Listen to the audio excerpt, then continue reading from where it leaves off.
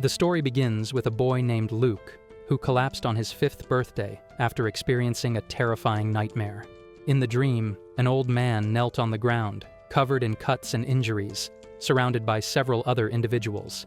A man, seemingly the leader, stood before him holding a sword, ready to strike. As the scene unfolded, Luke suddenly remembered that this was the world of a game he knew very well. The villain who was about to be killed in the dream was none other than himself. Luke loved that game. It was set in a fantasy world filled with love and war, designed for adult audiences. The game's protagonist was a man destined to become the strongest swordsman, known as the Sword Emperor, who was enjoying life at the academy. The story followed his journey of falling in love, training with companions, and growing stronger until he finally defeated the Duke's family, who were plotting to seize control of the state. Luke was the second son of that Duke. In the game, Luke was mocked with a cruel nickname, the Gross Fat Toad. He acted like a petty tyrant, using his family's authority to torment the protagonist and his allies. People ridiculed him for his terrible appearance and personality. Since it was a game for adults, it included intense and explicit scenes that Luke had found difficult to handle.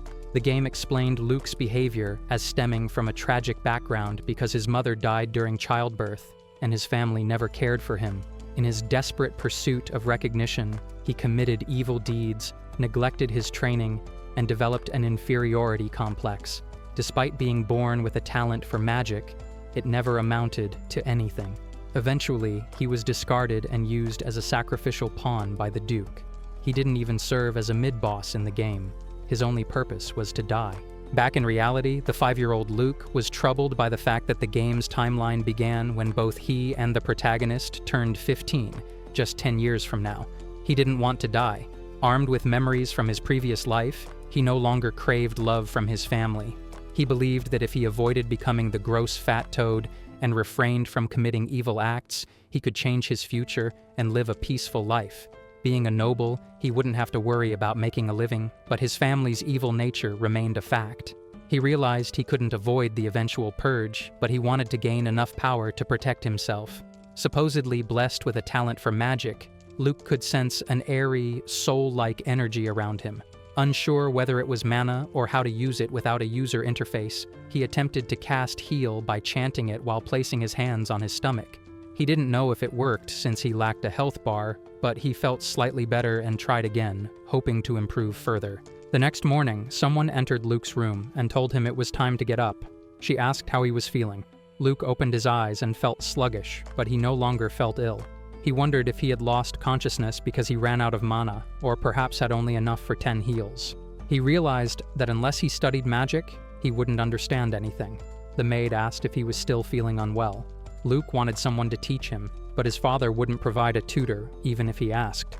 He got up and began walking, then ordered the maid, Syrup, who was his personal attendant, to read him a book. He handed her a book on magic fundamentals. Syrup hesitated, questioning if he truly wanted her to read such a difficult book. She suggested a picture book instead, and mentioned her fondness for Hachan, the loyal dog. Luke insisted that he wanted to learn how to use magic and looked at her with pleading eyes. As Luke rested his head on Syrup's lap, she remarked that he really was just a boy. Luke then asked if she could also teach him to read and do math, noting that she was the only person he could rely on. Blushing, Syrup promised that he could count on her. She even suggested that they begin training together, though she realized this was likely her dog beastman instincts kicking in, as her kind enjoyed physical activity. Luke wasn't enthusiastic about her idea, but their lessons began. As Syrup read from the book, Luke commented in awe that she could read such long, difficult words. Syrup suddenly began to cry and asked if she was truly useful. Luke assured her she was doing well, but acknowledged to himself that the book was indeed complex. He learned that mana was a transparent energy floating in the air. The soul-like energy he sensed really was mana, and he realized he truly had a talent for magic. He understood that he could cast spells by imagining them and directing mana to the desired location. His ability to use heal stemmed from that principle. He also discovered that attributeless magic was a basic type of magic anyone could use, whereas attribute magic required a special gift. Most nobles were capable of using attribute magic, and his family had a particularly exceptional lineage. Determined to practice more, he decided to cast another spell before sleeping. Syrup carried Luke to bed and gently tucked him in. As she watched him, she silently vowed to keep him safe. 1 year later, Luke's daily mana capacity had increased, and he discovered that he could further expand it by using it up entirely each day. It had been difficult in the beginning, as he often fainted from exhaustion. Unfortunately, he still hadn't been able to find a proper tutor. In the annex where he lived, there was only the head butler and a few maids, which limited how much he could learn. Eventually, Luke taught himself to read and began studying on his own. He also started thinking of ways to avoid becoming the gross, fat toad of the game. His first decision was to take care of his health, knowing that his appearance in the game clearly showed signs of neglect. He noticed that people in this world didn't bathe or wash their faces daily, so he created a foamy solution and began cleansing his face with bubbles. Syrup joined him in the routine and asked why it was so foamy. Luke explained that his skin was delicate and the foam helped clean it gently. Syrup was surprised, and Luke thought to himself that she wouldn't understand unless she had seen him in the future. He reassured her not to worry about it, and she blushed, saying that as his personal maid, she would learn his routine. From then on, they started doing skincare twice a day. Luke wanted to be wealthy enough to use high-end skincare products without worrying about the cost. While practicing magic and preparing for a bath, Syrup commented that she still wasn't used to washing her body that way. Luke expressed gratitude that she took the time to learn and encouraged her, saying that in a year, her skin would be smooth and she would grow into a beauty. Syrup was speechless, remarking that he had all sorts of things on his mind, and she noted how much healthier he looked. Recently, both of them had begun taking turns cooking. Luke had changed his diet and told the butler to stop serving meals, as he always felt awful after eating. He suspected that the local cuisine didn't sit well with him. As soon as he began cooking for himself, his health improved, and it became clear that there was nothing wrong with his digestive system. Syrup also pointed out that he had stopped sleeping in late. One day, while in the forest near the annex, Luke thought about how he had started waking up early to reset his daily routine, and made it a goal to go outside every day and get some sunlight. He also took up walking and light exercise, which Syrup was thrilled about. When Syrup tried to suggest something else, Luke interrupted and declined. Later, as she helped him prepare for his bath, he confessed that he didn't really enjoy exercising. He told Syrup that he simply wanted to live a healthy and easygoing life. She was surprised by his honesty, and Luke added that it was actually hard to live an easy life. If all he did was eat and sleep, he'd turn into something terrible very quickly.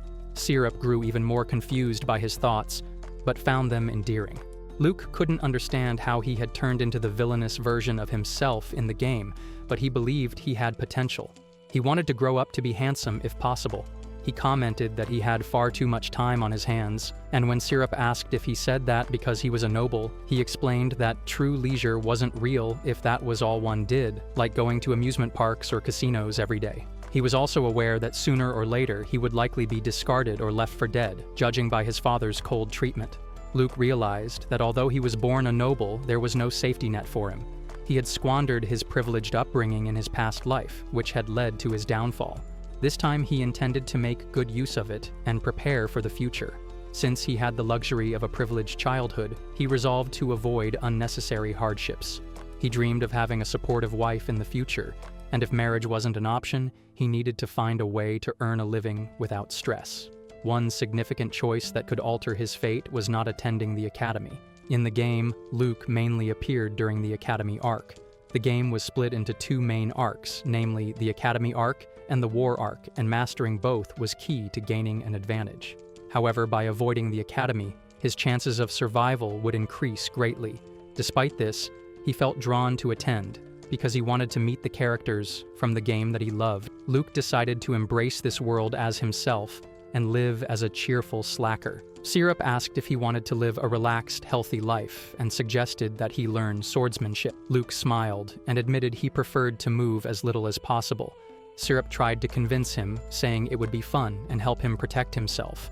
Luke realized she had a genuine love for swordsmanship and told her he didn't need to learn it when he had her. Syrup was surprised that he knew she had been training with a sword. He assured her that she could handle the fighting, and she eventually left the room. Although Luke was turning down most of her suggestions, he knew he couldn't avoid at least a little activity if he wanted to stay healthy. The next morning, Luke invented a new spell, an original form of attributeless magic called Val. This spell worked while he slept. Attributeless magic allowed mana to be transformed in various ways and had 5 main categories. The first 2, daily life magic and strength magic, were spells that anyone could use. The third category was enchantment magic, which Luke still didn't understand. The fourth was support magic, which involved coating the target in mana to help them. The last was restoration magic, which Luke had a strong aptitude for.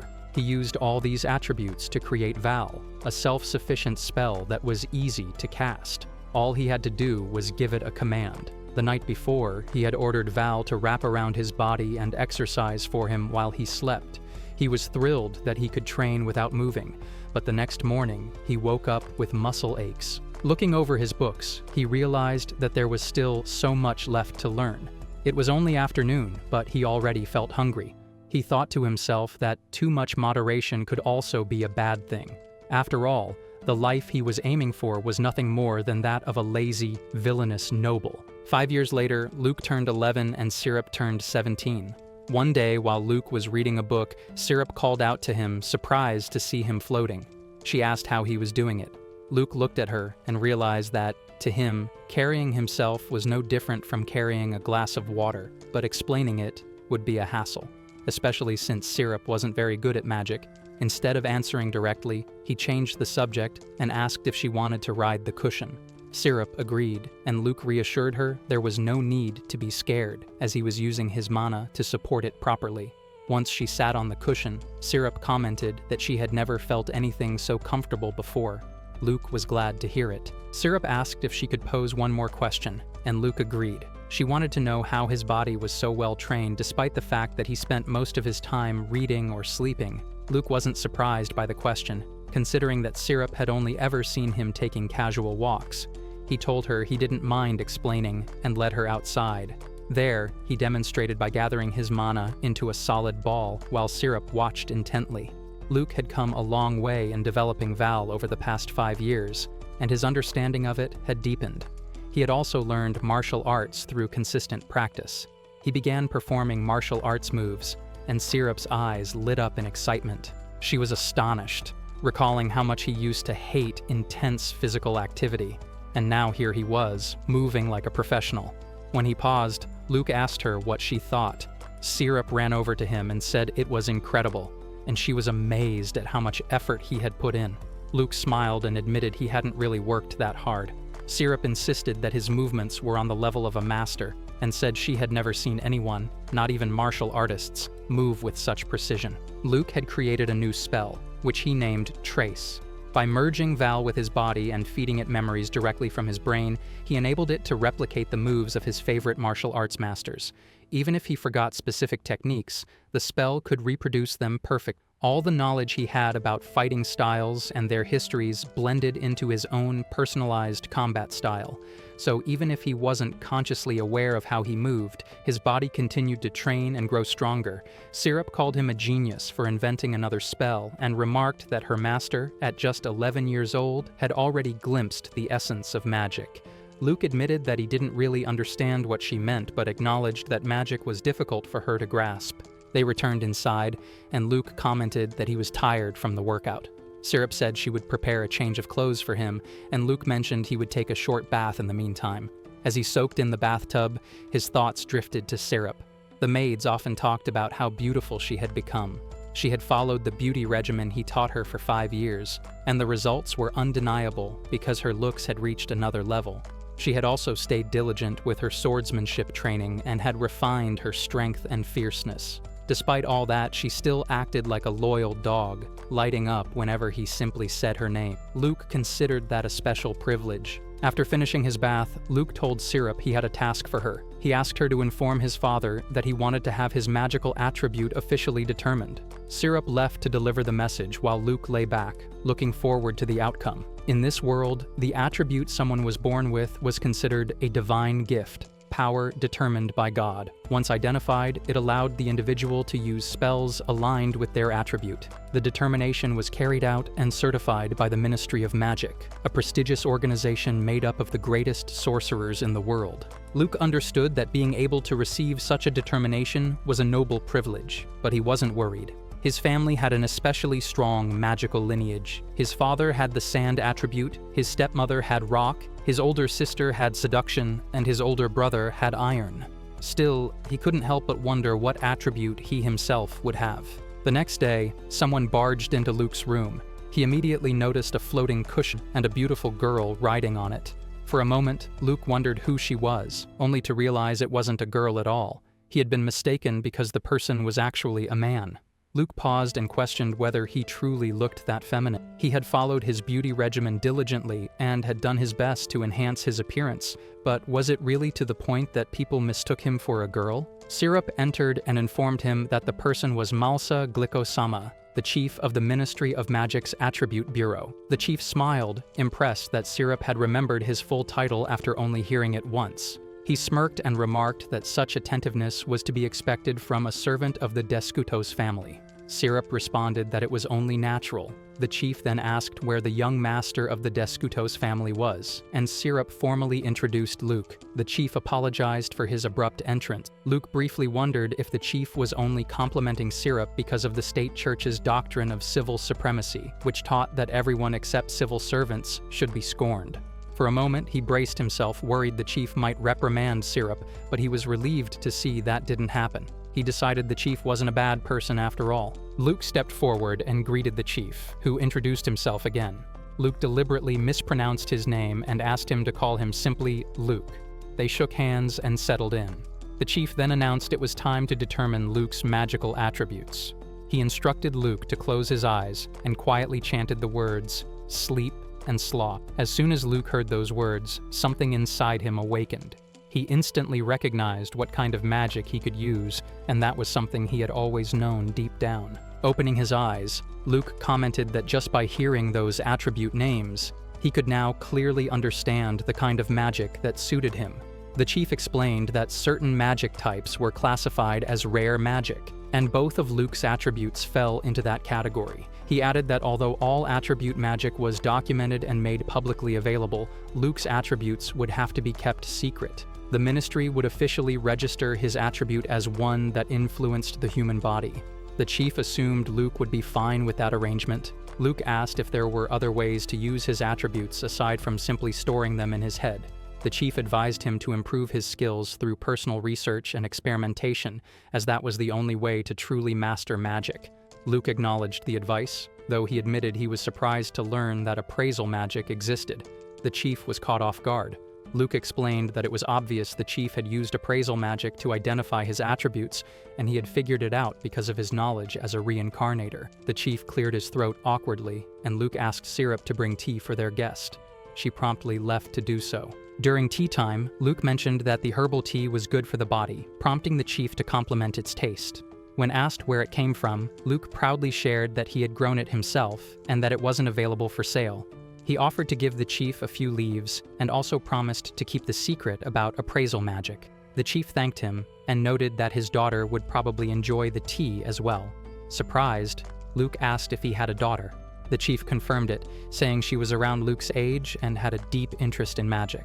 The conversation shifted to the cushion-floating spell. Though the chief apologized for his earlier outburst, Luke smiled and explained the magic behind it. As their time together came to an end, the chief stood to leave, but Luke stopped him with a final request that he wanted the chief to be his tutor. The chief declined, saying Luke didn't need a tutor, and asked what he was hoping to learn. Luke clarified that he only needed someone to answer letters he would send, filled with specific questions about magic. The chief asked if that meant Luke wanted them to be pen pals, and whether he could also ask Luke some questions in return. Luke replied that he probably wouldn't be able to answer any of them, and they both laughed. In the end, they agreed to the arrangement. As bedtime approached, Luke felt relieved, and he had found himself a tutor, even if unofficially.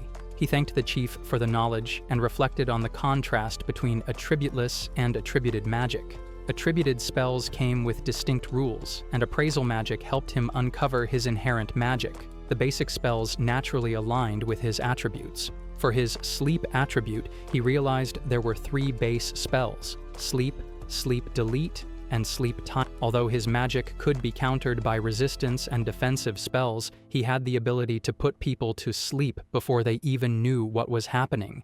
Combining it with sloth made it even more powerful. His attributes were so strong that they could almost be considered cheat-level abilities. He found himself wishing for a spell like Sleep Arrow, something that could put people to sleep from a distance, like putting a teacher to sleep in order to skip class. The possibilities excited him. He wanted to test and create all kinds of spells, but as he drifted off to sleep, he sighed at the thought that no amount of time would ever be enough to try everything he imagined.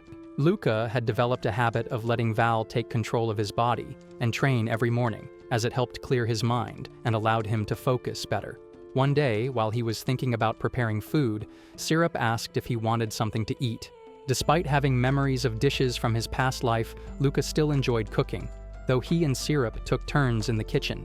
Her meals were perfectly edible, but they often lacked the attention to detail he preferred. His worries seemed to grow with time, and he decided to wash off his sweat while Syrup prepared their meal. He went to the nearest water source, where he heard an unexpected noise. Remembering that no one usually came to this place, he briefly feared he might die alone, but quickly dismissed the thought, assuming it was just a lost child. As he got closer, he noticed a girl covering her mouth with her hands. Luca guessed she might be a guest from his sister's tea party and remembered the name Iris, though he had forgotten that the event was scheduled for today. He asked if she was his sister's guest, and she blushed, introducing herself as the daughter of Count Caribbean. Luca was puzzled by her formal introduction and found it amusing. They sat down together, and he asked if she could use attribute magic. When she confirmed, he asked her to show it to him. She retrieved a pouch from under her dress and popped it open, revealing a variety of fruits and vegetables spread across the ground. Curious, Luca asked if that was her magic.